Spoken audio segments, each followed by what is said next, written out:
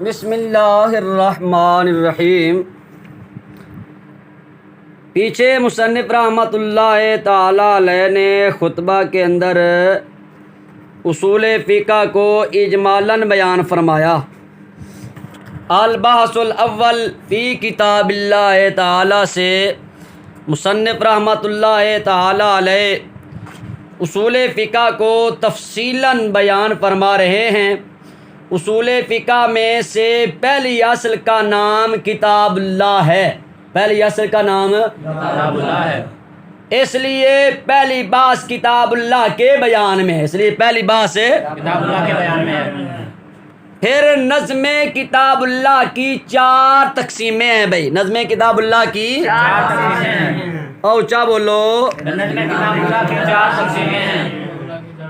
نظم کتاب اللہ کی پہلی تقسیم وضع کے اعتبار سے ہے۔ نظم کتاب اللہ کی پہلی تقسیم ہے وجہ کے اعتبار سے، وضع کے اعتبار سے لفظ کی چار قسمیں ہیں: خاص، عام، مشترک، معول۔ خاص، عام، مشترک، معول۔ اونچا بولو۔ خاص، عام، مشترک، معول۔ ان چاروں کی وجہ اثر دیکھیں گے لفظ ایک معنی کے لیے وضع کیا گیا ہے یا کئی معانی کے لیے وضع کیا گیا ہے۔ اگر لفظ ایک معنی کے لیے وضع کیا گیا ہو تو پھر دیکھیں گے لفظ کا معنی اور لفظ کا معنی منفرد عن الافراد ہے یا لفظ کا معنی منفرد عن الافراد نہیں بلکہ مشتمل علی الافراد ہے، بلکہ مشتمل علی الافراد ہے۔ بصورت اول خاص تے بصورت ثانی عام۔ اگر لفظ کئی معنی کے لیے وضع کیا گیا ہو تو پھر دیکھیں گے ان معنی میں سے کوئی ایک معنی کسی قرینہ کی وجہ سے ترجیح پا گیا ہے یا نہیں۔ بصورت اول معول تے بصورت ثانی مشترک، بصورت ثانی مشترک۔ وضع کے اعتبار سے اور وضع کے اعتبار سے لفظ کی کتنی قسمیں ہیں بھلا؟ چار قسمیں ہیں نا، خاص، عام، مشترک، معول۔ ان میں سے پہلی دو خاص عام ہیں۔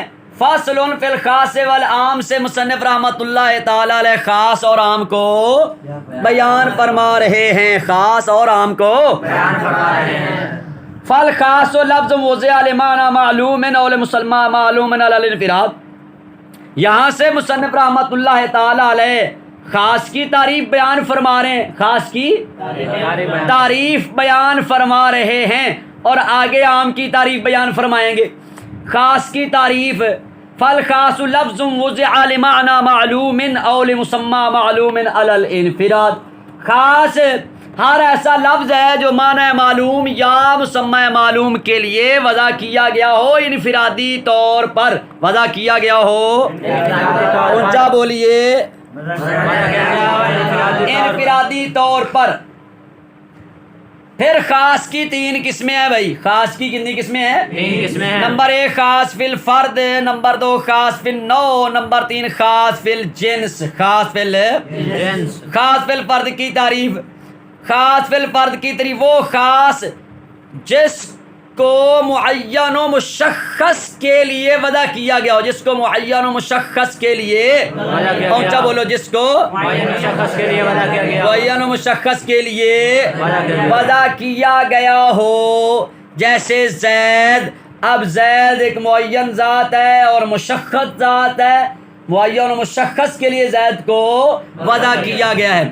خاص فی النوع اور خاص فی الجنس کی تعریفات سے پہلے منطقیوں اور اصولیوں کے نزدیک جنس اور نوع کی تعریفات کا جاننا ضروری ہے۔ تعریفات کا جاننا کیوں ضروری ہے؟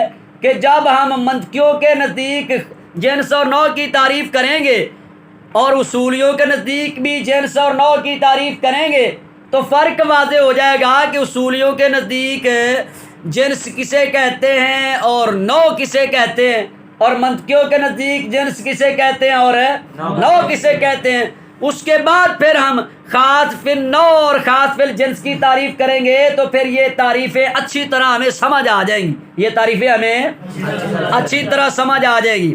منطقیوں کے نزدیک جنس کی تعریف، منطقیوں کے نزدیک جنس کی تعریف ہوا کلی مقول علی کثیرین مختلفین بالحقائق فی جواب ما ہوا، کہ جنس وہ کلی ہے جو ما ہوا کے جواب میں ایسے کثیرین پر بولی جائے جن کی حقیقتیں مختلف ہوں، اور جن کی حقیقتیں مختلف ہوں، جیسے حیوان، جیسے حیوان۔ اب اگر کوئی آدمی آپ سے سوال کرے کہ انسان، فرس، بکر، غنم یہ کیا ہے، تو آپ ان کے جواب میں کہیں گے ہم حیوان، وہ حیوان ہیں، وہ کیا ہیں، حیوان ہیں۔ اب یہ جتنی چیزوں کے جواب میں حیوان آیا ہے نا، سب کی حقیقتیں متفق نہیں ہیں، مختلف ہیں، سب کی حقیقتیں مختلف ہیں۔ حیوان کی حقیقت اور ہے، انسان کی حقیقت حیوان ناطق ہے، کیا حیوان ناطق ہے۔ اور فرس، گھوڑا، اس کی حقیقت حیوان ساحل ہے، اور گدھے کے بارے میں اگر سوال ہو تو اس کی حقیقت حیوان ناحق ہے، اور شیر بھی اگر ان کے اندر شامل ہو تو اس کی حقیقت حیوان مفترس ہے۔ اب سب کے جواب میں حیوان تو آیا ہے، لیکن جن کے جواب میں آیا ہے وہ ساری چیزوں کی حقیقتیں متفق نہیں ہیں، بلکہ کیا ہیں، مختلف ہیں۔ اب سمجھو بھائی، منطقیوں کے نزدیک نو کی تعریف، منطقیوں کے نزدیک نو کی تعریف ہوا کلی مقول علی کثیرین متفقین بالحقائق فی جواب ما ہوا، کہ نو وہ کلی ہے جو ما ہوا کے جواب میں ایسے کثیرین پر بولی جائے جن کی حقیقتیں متفق ہوں۔ پیچھے حقیقتیں متفق تھی کہ مختلف تھی، جنس کی تعریف میں مختلف تھی، یہاں کیا فرق آیا، یہاں کیا ہے، حقیقتیں متفق ہیں، مختلف ہے نہیں ہیں۔ جیسے انسان، جیسے انسان۔ اب اگر آپ سے کوئی سوال کرے کہ زید، خالد، سلمان، احمد، سعید، عثمان یہ کیا ہے، یہ کیا ہے، تو جواب میں آپ کیا کہیں گے، انسان، ہم انسان، یہ سب کیا ہیں، انسان ہیں۔ تو اب انسان ایسے کثیرین کے جواب میں بولا گیا ہے، ایسے کثیرین کے جواب میں بولا گیا ہے جن سب کی حقیقتیں کیا ہیں، متفق ہیں۔ جو ہر فرد، یہ جتنے تھے سارے انسان کے افراد ہیں، اور انسان کے ہر فرد کی حقیقت کیا ہے، حیوان ناطق ہے، حیوان ناطق ہے، حیوان ناطق ہے۔ اب اس سے ہمیں بات کی مزید کچھ اور وضاحت ہو گئی کہ نو کسے کہتے ہیں۔ اب آگے آ گیا اصولیوں کے نزدیک جنس کی تعریف، کیونکہ اصولیوں کے نزدیک بھی وضاحت ہوگی کہ وہ جنس اور نو کسے کہتے ہیں، پھر تعریف کریں گے۔ اصولیوں کے نزدیک جنس کی تعریف ہوا کلی مقول علی کثیرین مختلفین بالاغراض فی جواب ما ہوا، مختلفین بالاغراض فی جواب ما ہوا، کہ جنس وہ کلی ہے جو ما ہوا کے جواب میں ایسے کثیرین پر بولی جائے جن کی غرضیں مختلف ہوں، اور جن کی غرضیں مختلف ہوں، جیسے انسان، جیسے انسان۔ اب یہ انسان عورت پر بھی بولا جاتا ہے، مرد پر بھی بولا جاتا ہے۔ تو کوئی آپ سے سوال کرے کہ انسان، مرد اور عورت یہ دونوں کیا ہیں، مرد اور عورت یہ دونوں، اونچا بولو، تو آپ ان کے جواب میں کیا کہیں گے، انسان یہ کیا ہے بھائی، انسان ہے۔ البتہ فرق اتنا ہے کہ جواب میں تو انسان آ گیا ہے، لیکن مرد جو ہے اس کی غرضیں اور ہیں۔ مرد کی غرضیں، مرد کی غرض امام ہونا ہے، نبی ہونا، اور حدود کو قائم کرنے والا ہونا، جمعہ کو قائم کرنے والا ہونا، گواہ بننا، یہ ساری کس کی غرضیں ہیں، مرد کی غرضیں ہیں۔ اور عورت کی غرضیں وہ بھی مختلف ہیں۔ عورت کی غرض کیا ہے، شوہر کی خدمت کرنا، مہر والی ہونا، اس کا نکاح ہو جانا، گھر کے کام کاج کرنا، اپنے بچوں کی پرورش کرنا وغیرہ ذالک، یہ عورت کی غرضیں ہیں۔ جواب میں تو انسان آیا ہے، لیکن جن کے جواب میں انسان آیا ہے نا، ان کی حقیقتیں متفق نہیں ہیں، ان کی غرضیں متفق نہیں ہیں، ان کی غرضیں کیا ہے، مختلف ہیں۔ تو مرد کی غرضیں اور ہیں اور عورت کی غرضیں اور ہیں، غرضیں مختلف ہیں۔ اصولیوں کے نزدیک نو کی تعریف، اصولیوں کے نزدیک ہوا کلی مقول علی کثیرین متفقین بالاغراض، متفقین متفقین بالاغراض فی جواب ما ہوا، نو وہ کلی ہے جو ما ہوا کے جواب میں ایسے کثیرین پر بولی جائے جن کی غرضیں متفق ہوں، جن کی غرضیں متفق ہوں، جیسے راجل اور امرأتن، راجل اور امراتن، اونچا بولو، ایسے راجل اور امراتن، راجل اور امراتن، امرأتن۔ اب راجل اور امرا یہ ما ہوا کے جواب میں ایسے کثیرین کے جواب میں بولی جاتی ہے جن کی غرضیں کیا ہوتے ہیں، کیا ہوتی ہیں، متفق ہوتی ہیں۔ آپ سے کوئی پوچھ لیتا ہے کہ زید ہے، عمر ہے، بکر ہے، یہ کیا ہے بھائی، یہ کیا ہے، تو آپ جواب میں کیا کہہ دیں گے، یہ مرد ہیں، یہ کیا ہیں، مرد ہیں، مرد ہیں۔ تو اب ما ہوا کے جواب میں راجل بولا گیا ہے، ایسی چیزوں کے جواب میں بولا گیا ہے، جن تمام ایسے افراد کے جواب میں بولا گیا ہے جن افراد کی غرضیں کیا ہیں، متفق ہیں، تمام مردوں کی غرض ایک ہی ہے۔ اور یہی صورتحال عورت کی ہے کہ دو چار عورتوں کو لے کر کوئی آپ سے سوال کرے کہ یہ کیا ہے، تو آپ امراتن کہہ دیں گے کہ یار سارے امراتن کے افراد ہیں، تو اب امراتن ایسے افراد کے جواب میں بولا گیا ہے کہ جن افراد کی غرضیں کیا ہیں، متفق ہیں، ایک ہی غرض ہے عورت کی اور مرد کی بھی ایک ہی غرض ہے۔ اس بات کی سمجھ آ گئی ہے کہ نہیں آئی؟ اب خاص فی النوع کی تعریف سمجھ لو، پھر خاص فی الجنس کی تعریف کریں گے، اب مزید بات کی وضاحت ہو جائے گی۔ خاص فی النوع کی تعریف وہ خاص ہے کہ معنی کے اعتبار سے جس کی نوع خاص ہو، خاص فی النوع وہ خاص ہے کہ معنی کے اعتبار سے جس کی نوع خاص ہو، اگرچہ اس کے مصداق متعدد ہو، مصداق اس کے کئی بھی ہوں، لیکن معنی کے اعتبار سے وہ نوع ایک خاص ہوگی۔ جیسے راجل، اب یہ معنی کے اعتبار سے خاص ہے کیونکہ اس کا معنی ہے مرد، اس کا معنی کیا ہے، اور اس کے مصداق متعدد ہیں کیونکہ راجل یہ تمام مردوں پر بولا جاتا ہے، تمام۔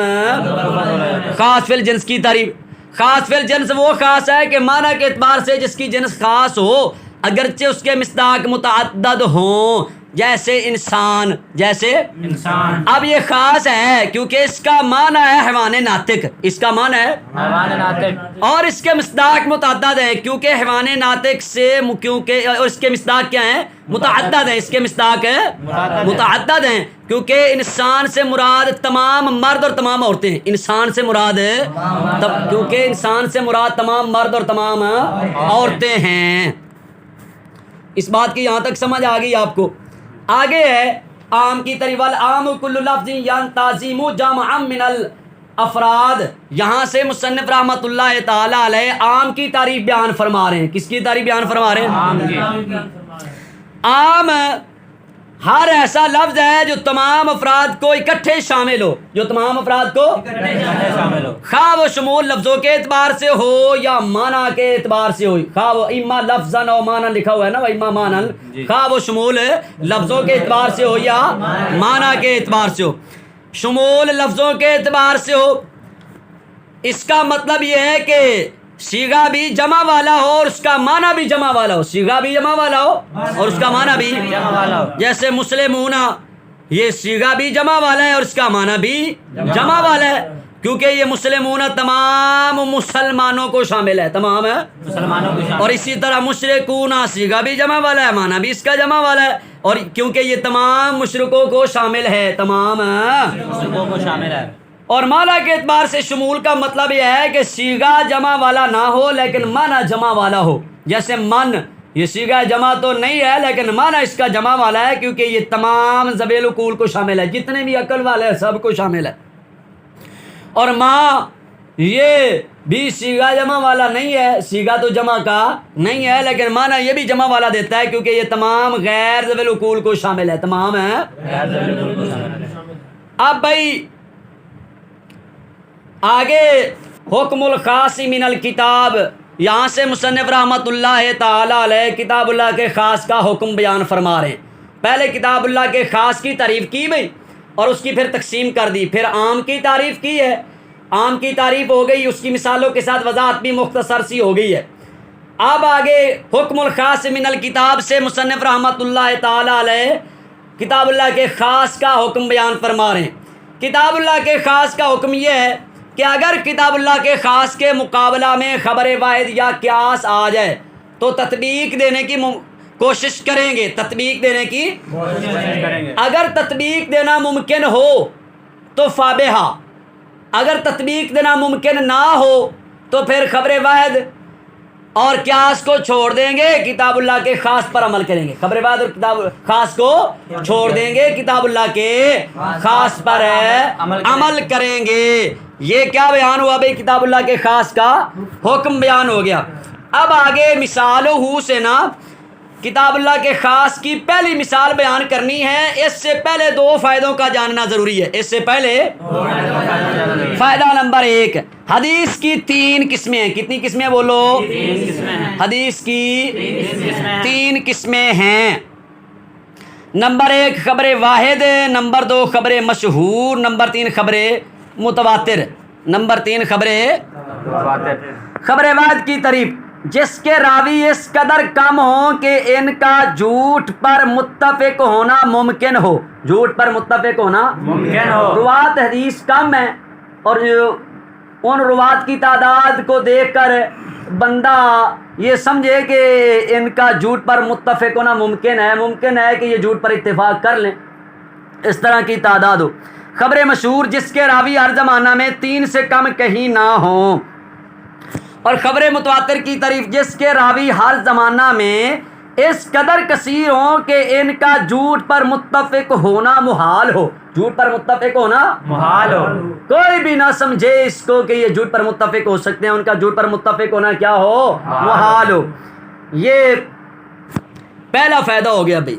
دوسرا فائدہ، طلاق کی 2 تقسیمیں ہیں۔ طلاق کی اونچا بولو 2 تقسیمیں ہیں۔ پہلی تقسیم، طلاق کی ہیں 3 قسمیں۔ نمبر 1 طلاق احسن، نمبر 2 طلاق حسن، نمبر 3 طلاق بدعی۔ اونچا بولو۔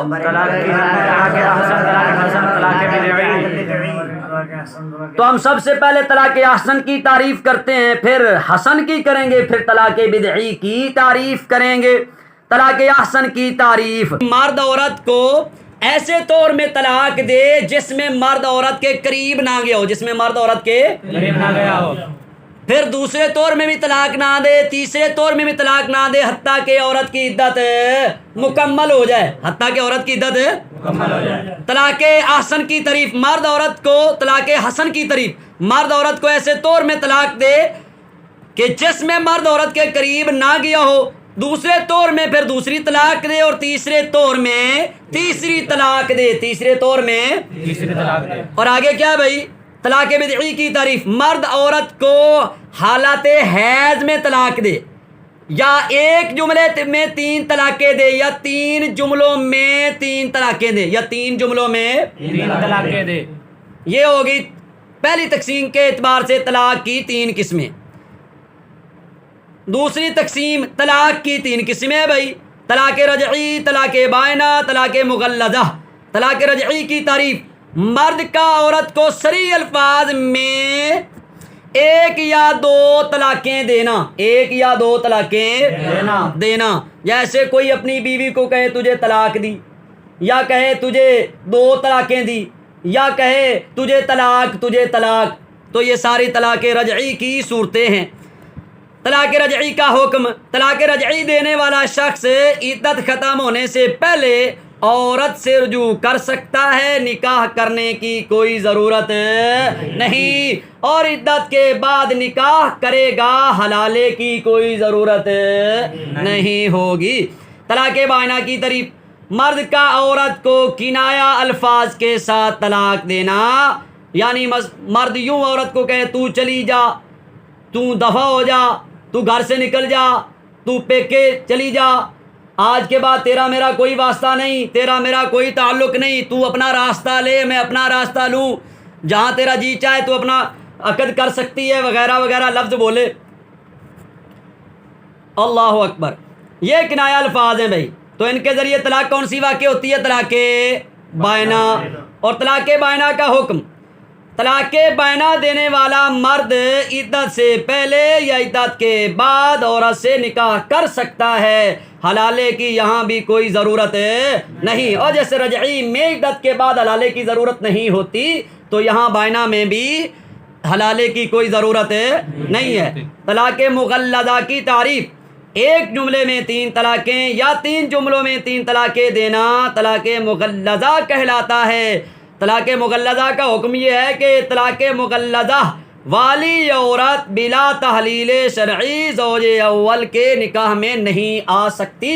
تحلیل شرعی کا مطلب کیا ہے کہ اب وہ دوسرے مرد سے شادی کرے، دوسرا مرد اس کے ساتھ وطی کرے، وطی کرنے کے بعد وہ مرد اس کو بلا جبر و اکراہ اپنی مرضی کے ساتھ اس کو طلاق دے دے، پھر وہ عورت اس کی عدت گزارے، عدت گزارنے کے بعد اب وہ زوج اول کے ساتھ نکاح کر سکتی ہے۔